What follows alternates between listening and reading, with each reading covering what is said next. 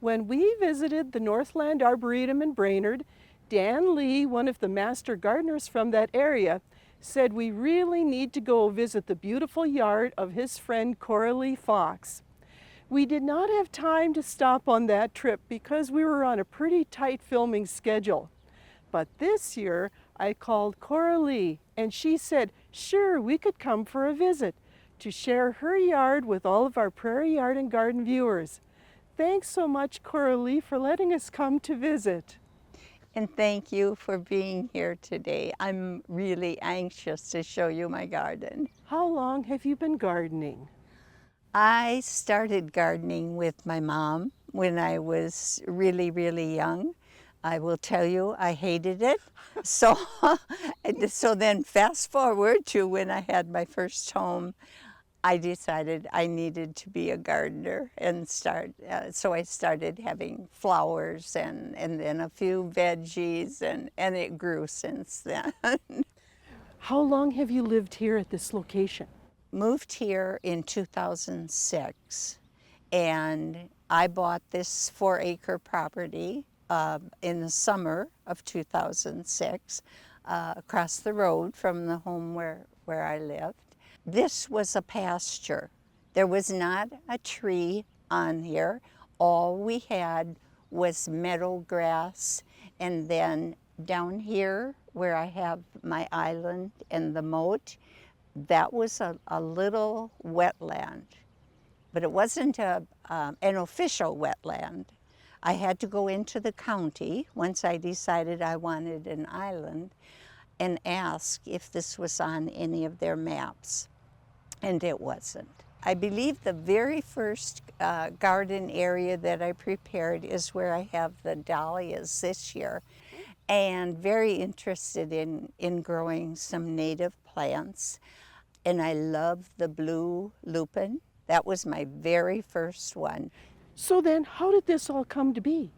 So in 2009, I had a contractor come in because I knew I wanted to expand everything and build an island and a moat. And then I planted the plants that could stand to have water, have their feet in the water in the lower area of the moat. And by maybe 2011, I started planting things, and a lot of the native plants for the first year or two. You know how if you have a palette, if you're a painter, you just want to fill it up, and we just kept growing and growing from the center out on every available piece of the area that we wanted to have plants. And I say we because my daughter Angela, whom I will refer to many times, is my cohort with this. She does even more than I do today. Does this area collect rainwater here? Because you mentioned that it was a lower wetland. Yes, it does collect rainwater.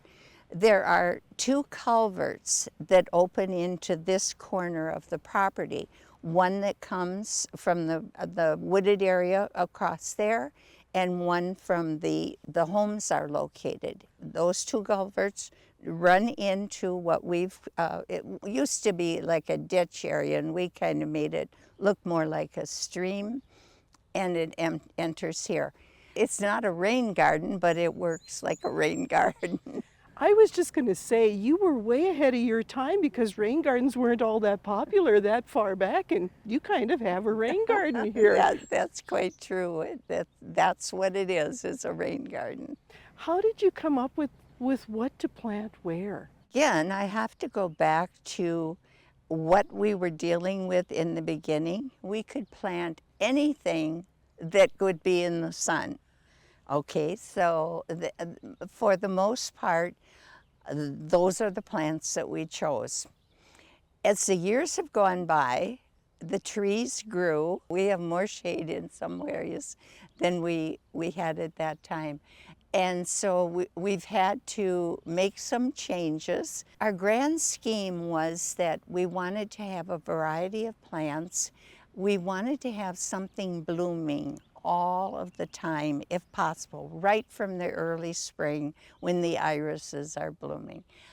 Each time as we chose a plant, we were thinking about the coloring, we were thinking about the size, the texture, what the leaves look like. And then because we have the 4 raised beds in this area, these can change from year to year because they're always annuals. For the first time this year, I'm using the snapdragons and geranium together in this one.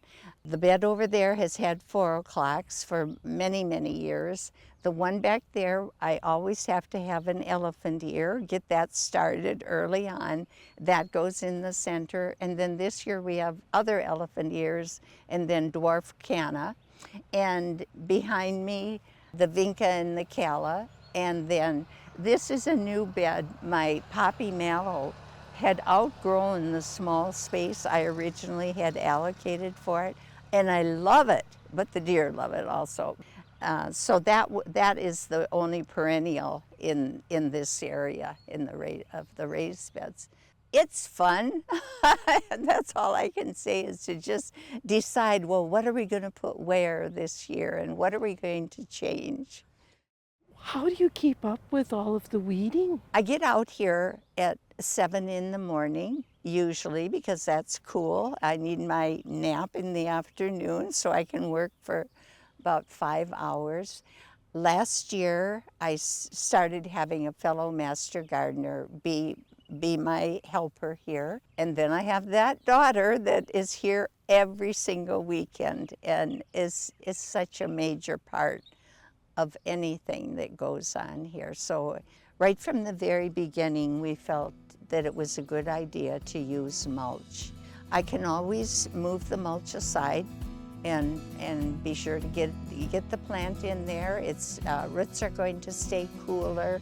I've got plenty of water and I've got mulch keeping their roots cool, if you will.